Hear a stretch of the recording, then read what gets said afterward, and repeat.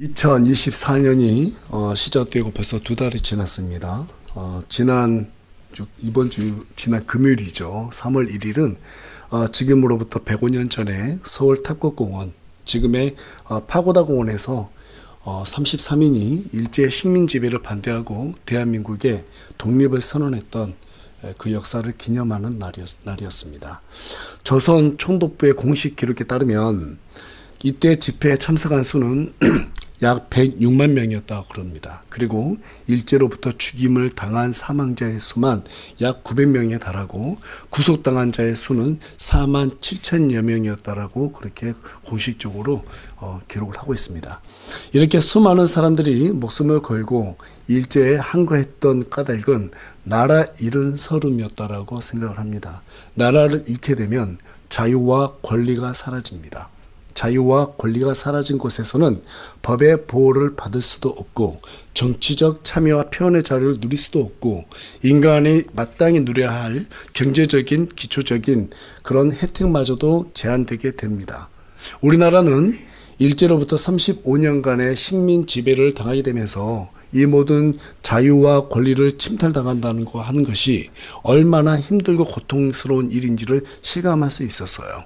그런데 이스라엘은 이 고통을 약 2500년간 견뎌했었습니다.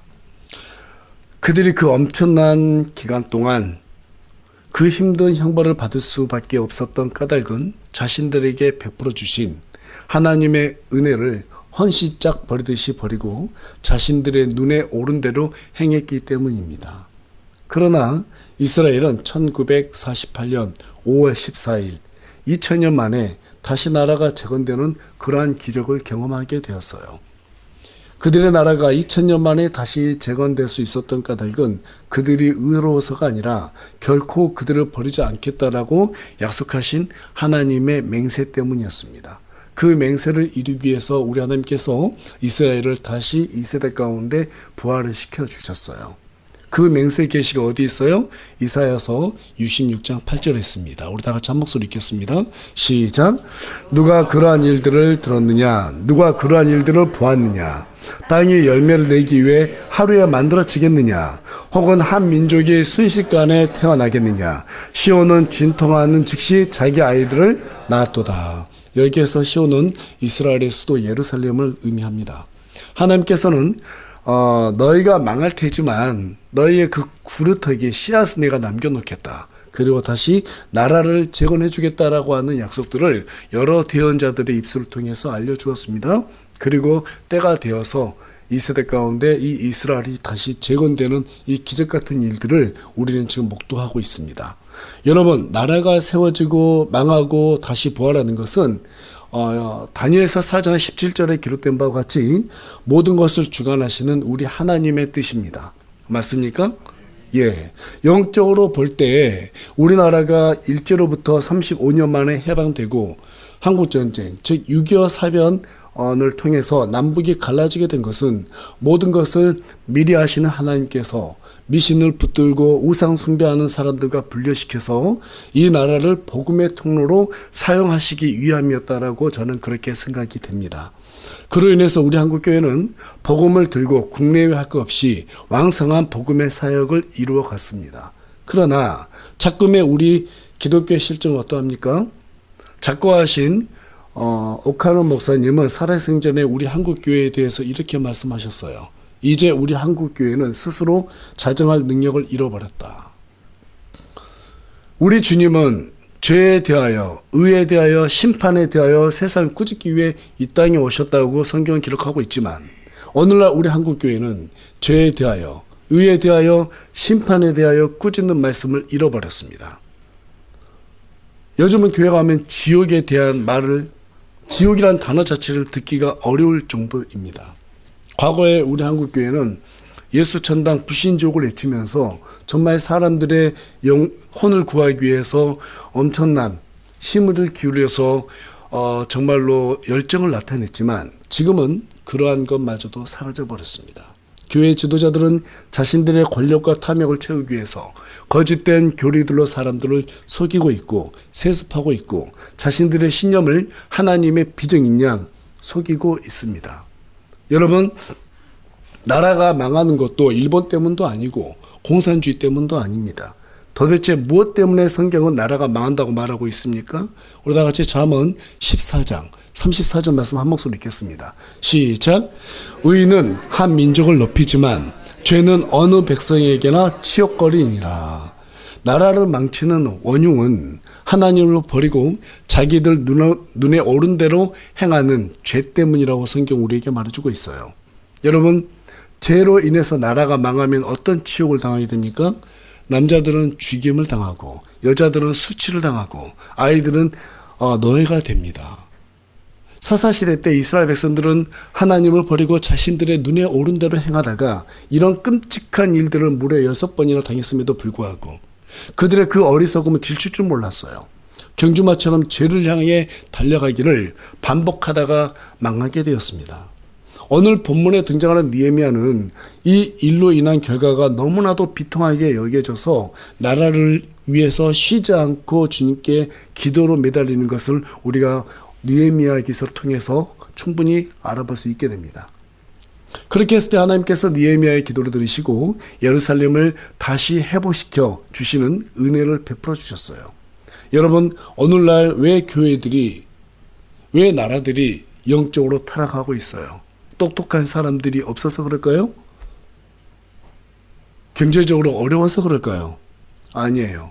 말씀만으로 부족하다라고 생각하는 이기적이고 교만한 불신앙 때문입니다. 이 이기적이고 교만한 불신앙이 이스라엘 백성들처럼 말씀을 버리게 만들었어요. 그 결과 우리 한국교회는 말씀을 들을 만한 귀를 잃어버렸고 기도의 크기를 키우지도 넓히지도 못하고 있는 그런 실정 가운데 있습니다. 이제는 말씀대로 살아야 된다라고 하면 너무나 보수주의라고 하면서 외면하는 그러한 사람들이 얼마나 많은지 몰라요.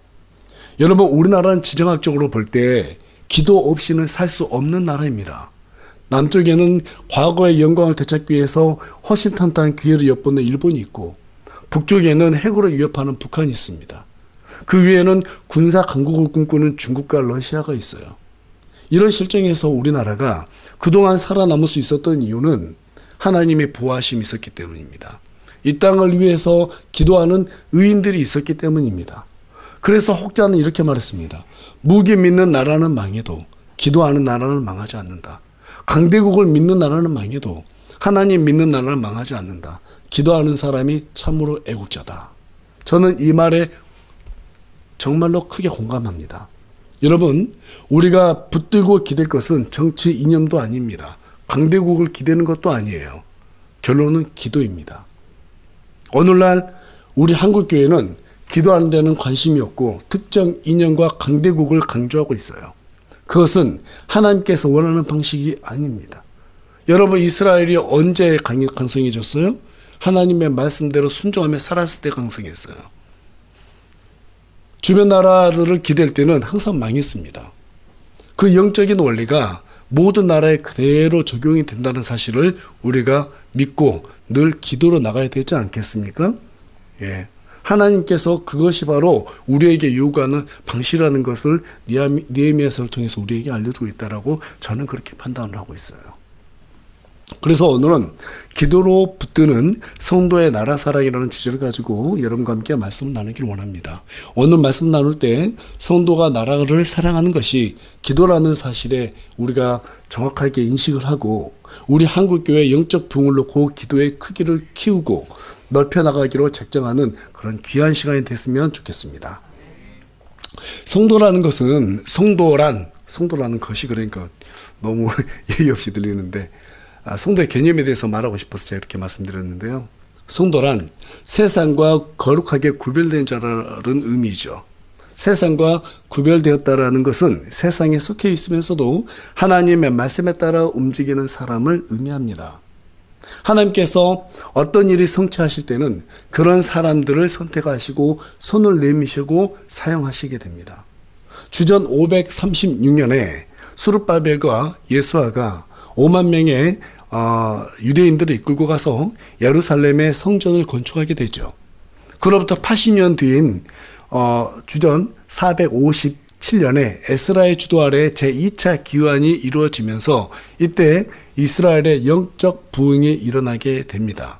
그럼에도 불구하고 주위의 수많은 적들로 인해서 예루살렘을 둘러싸는 성벽 제거는 빈번히 실패로 돌아가고 말아요. 성벽 제거는 예루살렘을 보호하고 또 이스라엘이 정치적인 자주권을 갖다가 보여주는 형태이기 때문에 아주 그 성벽을 제거하는 작업은 중요한 작업이었습니다. 그러나 성벽을 세울 수 없었기 때문에 포로 생활에서 고향으로 귀환한 유대인들은 집 없는 아이처럼 주변 민족들에게 속세무책으로 공격을 당할 수밖에 없었어요. 이때 하나님께서는 파괴된 예루살렘 성벽과 그 성의 질서를 회복할 사람을 찾고 계셨는데 그 적임자가 바로 오늘 본문에 등장하는 느헤미야라는 사람이에요. 느헤미야는 궁에서 왕의 잔을 맡은 자였습니다. 왕의 잔을 맡은 자라는 것은 술 맡은 관원장을 얘기합니다. 술을 관리하는 사람이라고 생각하면 오늘날 웨이터인가? 이 정도로 생각할 수 있겠지만 그게 아니고요. 그 당시에는 오늘날의 비서실장 정도의 아주 높은 벼슬이었어요. 왜 술 맡은 사람이 그렇게 높은 벼슬이었는가? 당시 페르시아와 같은 큰 나라의 제왕들은 암살 시도가 아주 빈번하게 일어났기 때문에 잔 맡은 자는 왕이 먹는 모든 음식과 음료를 사전에 검사해서 여기에 무슨 독이 있나 없나, 그렇죠? 예, 그런 검사를 하고 왕의 안전을 확보했던 그런 사람이었습니다.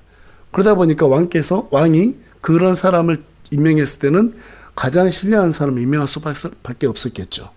게다가 잔 맡은 자는 왕과 늘 대화를 하고 왕과 중요한 일에 대해서 조언을 또 구하는 그러한 일도 맡았기 때문에 아주 박식하고 지혜롭고 과묵하고 정직한 사람들을 그 자리에 임명을 했었어요. 따라서 느헤미야는 직책적으로 왕과 아주 가까운 핵심적인 관계였던 것이죠. 그럼에도 불구하고 느헤미야는 자기 백성을 잊지 않고 동료들에게 열심히 예루살렘에 관한 소식을 계속해서 정보를 물었고 듣게 되었습니다. 아닥사스다 왕 재임 20년 느헤미야가 수상궁에 있었을 때 몇몇 유대인들로부터 예루살렘에 관한 소식을 듣게 되죠. 그러나 그 소식은 불행하게도 좋지 않았습니다. 성벽은 모두 다 무너지고 성문은 불타고 그곳에 머문 포로 생활에서부터 귀환한 자들은 큰 고통과 치욕을 당하고 있다라는 그러한 소식을 듣게 됩니다. 이 소식을 접한 느헤미야는 마음이 어땠을까요? 너무너무 괴로웠어요. 그래서 즉각적으로 어떤 행동을 취했는가? 우리 다 같이 4절 말씀 한 목소리로 읽도록 하겠습니다. 내가 이 말들을 듣고는 앉아서 울고 며칠 동안 애곡하며 하늘의 하나님 앞에 금식하고 기도하여. 느헤미야는 즉각적으로 하나님 앞에 기도를 했어요. 이 천천백력과 같은 소식을 듣고 자리에 주저앉았습니다. 너무너무 마음이 괴로웠어요. 그래서 느헤미야 1장 1절에 가서 보면 기슬르월이라고 되어 있는데 이것은 1월을 말합니다. 12월을 말합니다. 12월. 그리고 느헤미야서 2장 1절에 가서 보면 니산월인데 이건 4월이에요. 대략적으로 느헤미야가 금식하기를 반복하면서 왜곡하며 기도했던 기간이 무려 4개월이나 계속해서 지속됐다라는 것입니다. 여러분 다니엘서 6장에 가서도 보면 다니엘도 마찬가지로 포로로 바빌론을 끌려왔던 사람이었죠. 자기 민족에 대한 소식을 계속 들었었어요. 그래서 하루에 이 예루살렘을 향해서 자기 민족을 위해서 하루에 3번씩이나 작정하며 기도했던 사람이었습니다. 기도하면 사자굴에 던져 죽인다고 해도 그 협박을 듣고서도 여전히 하나님 앞에 자신의 나라 이스라엘 위해서 목숨을 걸고 기도했습니다. 뿐만 아니라 출애굽기 32장에 가서도 보면 모세도 이스라엘 백성들을 위해서 기도한 내용이 나와요. 하나님께서 시내산에 올라오라 했을 때 모세가 10계명을 받고 두 돌판을 가지고 내려오죠. 이때 이스라엘 백성들이 어떤 짓을 합니까? 금송아지를 만들어서 우상을 숭배하게 돼요. 그때 우리 하나님께서 그들을 모두 다 진멸하고 모세 너로부터 다시 씨를 내겠다. 한 민족 이루겠다. 그렇게 말씀하세요. 이때 모세가 뭐라고 말합니까? 하나님께서 그렇게 하시면 다른 민족들을 볼 때 하나님께서 능력이 없어서 그렇게 했다라고 하나님을 비웃을 거 아닙니까? 하나님의 이름이 잘못되면 안 됩니다. 하나님께서는 분명히 아브라함과 이삭과 야곱에게 맹세하셨습니다. 그 언약을 지켜주십시오. 만약에 이 백성들을 진멸하시려거든 저도 함께 죽여주십시오. 이런 죽음을 각오하는 민족을 위해서 결사적인 기도를 하나님께 올려드렸어요. 여러분, 정말로 우리가 믿음 있는 성도라면 정말로 교회를 존재케 하는, 복음을 우리가 마음껏 접하고 전할 수 있는 이 나라가 있다는 사실 우리에게 너무너무 소중하잖아요. 이 땅, 이 민족, 이 나라를 정말로 사랑한다면 모여서 시위할 것이 아니라 나라를 위해서 슬퍼하며 기도하는 사람이 되어야 하는 것입니다. 기도는 등한시하면서 거친 말들로 위정자를 비난하며 함께 모여서 데모하는 그런 것들은 우리 그리스도인들이 행할 일이 아니에요. 하나님이 보시기에 옳은 일이 아닙니다. 그것은 자신들의 신념의 결과물이지 결코 하나님의 의라고 저는 그렇게 판단하지 않습니다. 여러분, 성경에 말하는 의가 무엇입니까? 성경에 말하는 의가 뭐예요? 사람은 틀리고 하나님은 옳다는 것입니다. 사람은 틀리지만 하나님은 옳다는 것이 바로 성경에 말하는 의예요. 특히 오늘날처럼 균형감이 부족하고 편가르기를 좋아하는 시대 속에서 자칫하면 자기 신념을 하나님의 의로 착각할 수 있고, 그렇게 착각하게 되면 극단으로 향하기 쉬워집니다. 그래서 C.S. 루이스는 그리스도인에게 세상이 목적이 되고 믿음이 수단이 되면 반드시 그 사람은 마귀의 밥이 된다라고 말했어요. 여러분, 세상이 목적이 되고 믿음이 그 목적을 위한 수단이 되게 되면 자신이 믿고 있는 이념적인 신념이 종교의 일부가 되고 말아요. 그렇게 되지 않기 위해서는 느헤미야처럼 깨워서 기도할 수 있어야 합니다. 하나님만 바라봐야 하는 것입니다. 하나님께 의지해야 되는 거예요. 본문이 있는 예레미야서는 기도에서 기도로 끝나는 책입니다. 총 13장이 있는데 이 중에서 느헤미야 기도가 12번이 기록되어 있어요. 느헤미야라는 이 이름의 뜻은 하나님이 위로하신다라는 뜻이에요. 그 이름에 새겨진 의미대로 느헤미야는 기도로 자기 민족을 위로하고 회복시키기로 결심을 하게 됩니다. 그래서 느헤미야는 가장 먼저 어떻게 기도를 하나님께 올려드렸는가? 우리 다 같이 6절 말씀 한 목소리로 읽어보겠습니다. 시작. 이제 주께서는 귀를 기울이시고 눈을 여사 주의 종의 기도를 들으시옵소서. 내가 이제 주의 종 이스라엘 자손을 위해 주 앞에서 밤낮으로 기도하며 이스라엘 자손들의 죄들을 자백하오니 우리가 주께 그 죄들을 지었나이다. 나와 내 아버지의 집이 죄를 지었나이다. 여러분, 진정한 부흥은 진정한 회개에서 시작됩니다. 때문에 느헤미야는 회개하는 기도로부터 시작해요. 그런데 이 대목에서 우리가 놓치지 말고 주의 깊게 살펴봐야 할 사실은 뭐냐면 느헤미야가 자신을 빼지 않고 우리라는 표현을 썼다라는 거예요. 6절 말미에서는 나와 내 아버지의 집이 죄를 지었다라고 말하고 있어요. 엄밀히 따지자면 느헤미야는 죄가 있어요, 없어요? 없어요. 죄가 없어요. 이스라엘이 망하게 된 것은 이미 느헤미야가 태어나기 수백 년 전부터 조상들이 범했던 이 죄의 결과물이었어요. 때문에 굳이 느헤미야는 자신을 포함시키지 않아도 됐지만 그렇게 하지 않고 자신을 포함시켜서 하나님께 용서를 구했습니다. 여러분, 소돔과 고모라가 어떻게 하다가 멸망당했습니까? 한 명의 의인이 없어서 멸망당했어요. 맞습니까? 예. 그래서 느헤미야는 지금 기도하는 사람 에스라를 통해 가지고 지금 영적 부흥이 일어났어요.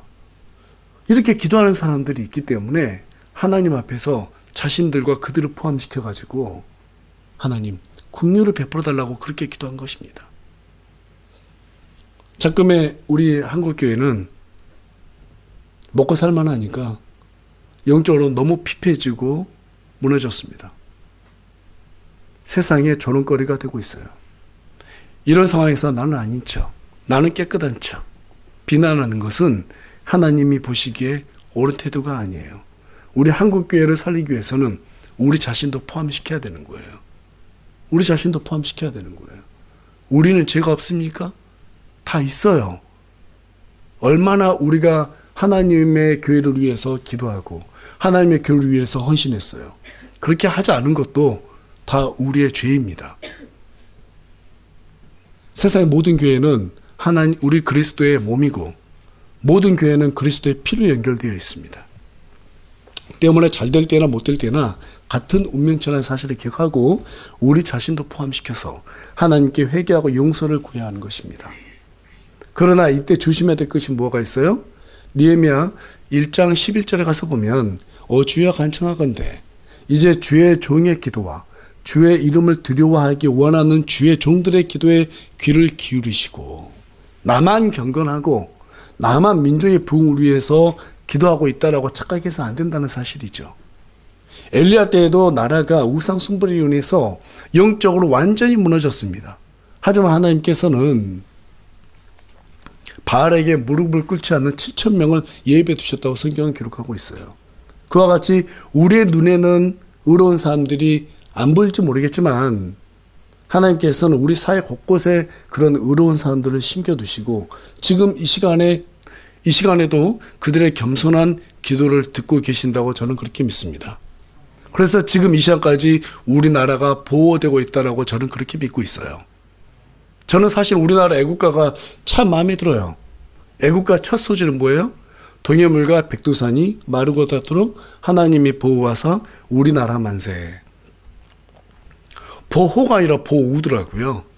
예, 보호하사.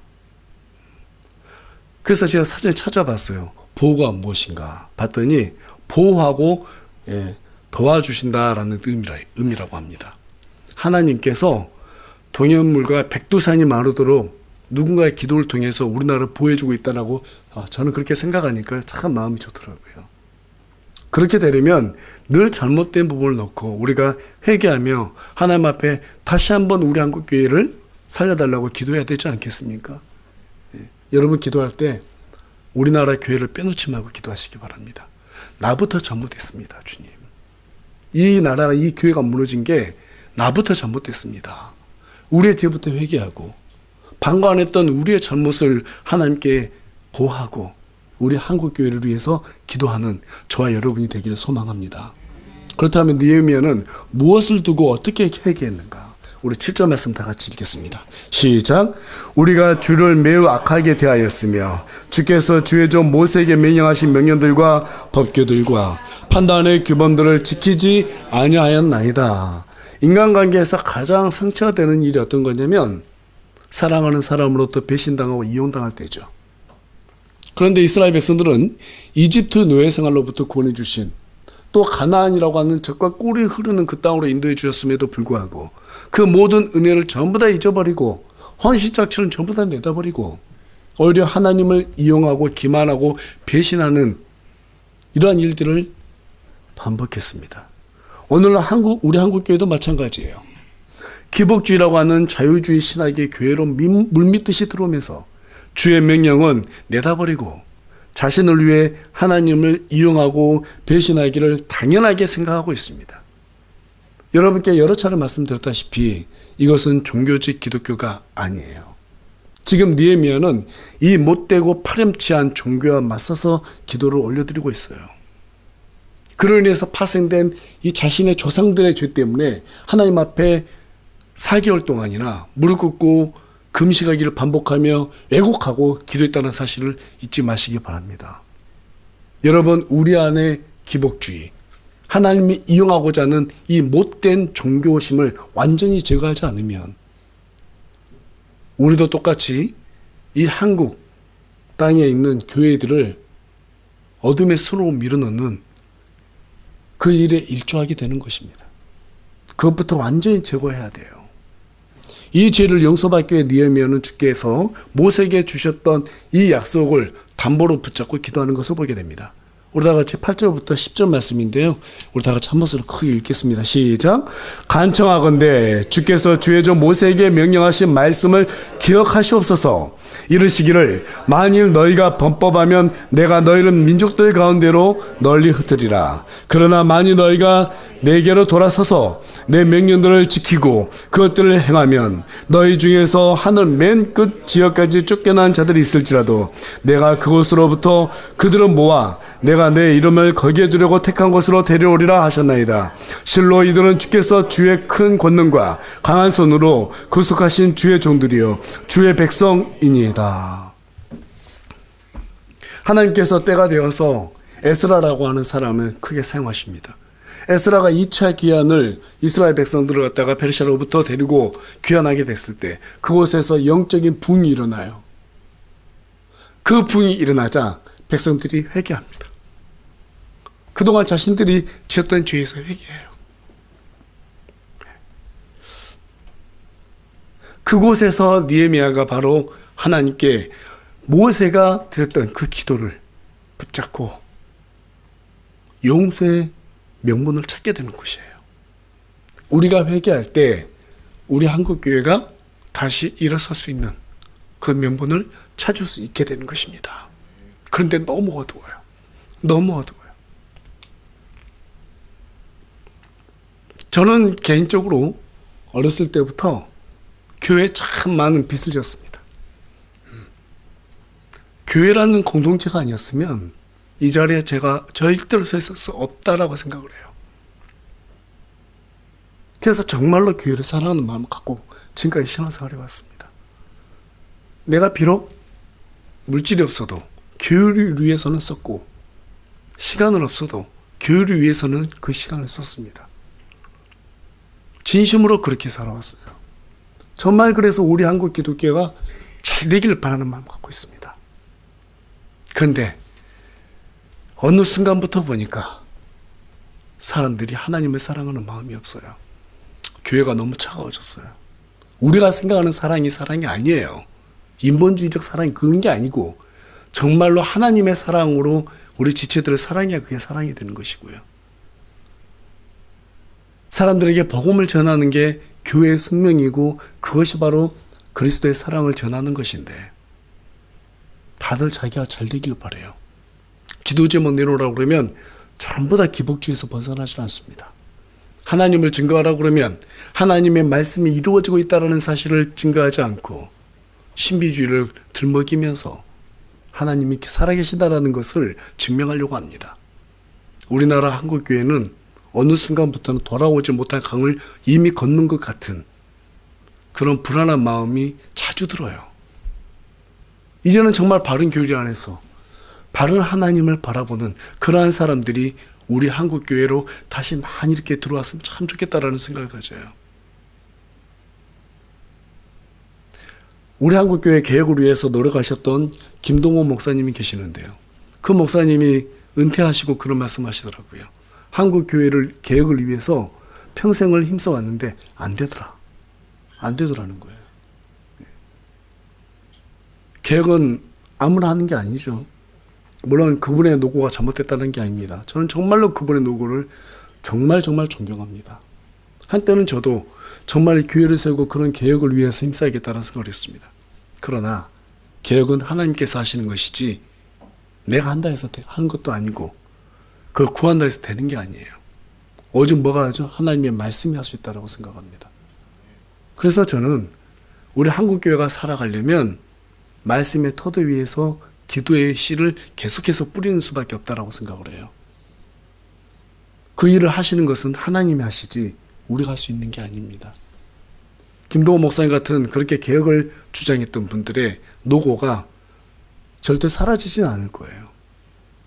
그런데 지금 그런 노고들이 있었음에도 불구하고 교회들이 전혀 변하지 않고 더 타락하고 있다는 사실은 우리 한국교회 현 주소가 지금 어디 있는지를 잘 보여주고 있다고 생각이 듭니다. 느헤미야는 주께서 구속하신 백성이라는 사실을 강조합니다. 10절에 가서 보니까 실로 이들은 주께서 주의 권능과 강한 손으로 구속하신 주의 종들이요 주의 백성이니이다. 그들이 에스라로 인해서 영적으로 회개하고 부흥하게 되자 그 명분을 찾고 주님의 백성입니다. 주께서 이끌어 주신 백성입니다. 이 한 가지 명분을 가지고 우리 하나님 앞에 용서를 계속해서 구하게 돼요. 게다가 느헤미야는 자기 외에도 주님의 강한 권능과 강한 손을 의지하고 있는 신실한 종들이 있다라고 말하면서 적극적으로 하나님의 약속을 붙들면서 기도하는 것을 보게 됩니다. 느헤미야는 여기에서 그치지 않고 11절에 가서 보니까 이날 주의 종의 일들을 형통하게 해달라고 한 거예요. 단순하게 기도하는 걸로 끝내겠다는 것이 아니에요. 주께서 이 일을 위해서 시킨다면 무엇이든지 할 각오가 되어 있습니다. 이 말이에요. 그 일을 주의 뜻을 이루기 위해서 형통하게 해달라고 기도하고 있어요. 여러분, 기도의 합한 기도가 바로 여기 있습니다. 우리의 유익을 위해서 지금 구하는 것이 아니라 느헤미야처럼 주의 일을 위해서, 주의 뜻을 위해서 형통하게 해달라고 기도해야지 우리가 주님의 도구로 쓰임받을 때 우리가 주님으로부터 복을 받게 되는 거예요. 믿습니까? 그게 바로 기도하는 방법이에요. 오늘날 우리 한국교회가 영적으로 무너진 이유가 뭐냐면 나를 위한 기도를 하고 있기 때문에 이게 절대로 개혁이 안 되는 거예요. 진짜 개혁이 되려면 나를 위한 기도가 아니라 하나님을 위한 기도가 돼야 되는 거예요. 하나님의 왕국이 이 땅에 이루어지도록 하기 위해서 내가 어떻게 쓰임받을 것인지, 그분의 그 뜻을 이루기 위해서 무엇을 구해야 될 것인지를 우리가 바로 알고 그것을 향해 달려가야 하겠습니다. 그럴 때 우리 하나님께서 그 기도를 들어주신다고 저는 그렇게 100% 확신해요. 여러분, 기도의 크기는 느헤미야처럼 주님의 강한 손을 믿을 때 커지게 되는 것입니다. 느헤미야처럼 주의 약속을 붙들고 지치지 않고 기도할 때 기도의 크기는 넓어집니다. 느헤미야처럼 희생을 담보로 기도할 때 93년 동안 이루지 못했던 예루살렘 성벽이 단 52일 만에 재건된 것처럼 우리가 정말로 하나님 앞에 합한 기도를 할 때 하나님께서 우리를 도구로 삼으시고 그동안 이루어지지 않았던 그 일들이 이루어지게 되는 것입니다. 이념을 주장하고 시위하는 것은 누구나 할 수 있어요. 그건 세상 사람들도 할 수 있어요. 그러나 기도하는 일은 누구나 할 수 있어요. 그리스도인만이 할 수 있습니다. 맞습니까? 세상이 해야 될 일은 세상 일을 하는 사람들한테 맡겨두시면 됩니다. 세상 사람들한테 맡기면 돼요. 그러나 그들은 기도를 할 수가 없어요. 우리는 우리의 일을 해야 되는 거예요. 무슨 일이에요? 기도하는 것입니다. 인간이 옳다고 여기는 것을 따르지 말고 우리 그리스도인들은 하나님의 의를 따라야 합니다. 왜냐하면 성도란 세상의 지혜와 구분된 사람이기 때문입니다. 결론을 말씀드리겠습니다. 이스라엘은 인류를 구원할 메시아를 낼 것이라는 계시가 있었기 때문에 느헤미야는 안지나 사나 나라 걱정이었어요. 나라가 어렵다라는 소식을 듣고는 기도를 게을리하지 않았습니다. 나라가 없으면 마찬가지로 우리 또한 마찬가지로 어때요? 교회가 마음 놓고 복음을 전할 수도 없어요. 선교도 할 수 없어요. 교회가 살아야 나라가 삽니다. 나라가 살아야 교회도 사는 거예요. 좋은 대통령과 위정자를 주시는 것은 나라마다 세워진 교회의 영적인 상태가 어떠냐에 따라서 결정이 되는 것입니다. 따라서 여러분, 교회를 위해서 기도하고 나라의 복음을 위해서 기도하는데 게을리하지 마시기 바랍니다. 나라가 걱정되면 세상 사람들처럼 행하려고 하지 말고 느헤미야처럼 금식하며 슬퍼하며 기도하는 저와 여러분이 되기를 소망합니다. 무엇을 위해서? 하늘의 왕국이 이 땅에 이루어지기를 위해서. 그것을 놓고 간절하게 기도하는 저와 여러분이 되기를 소망합니다.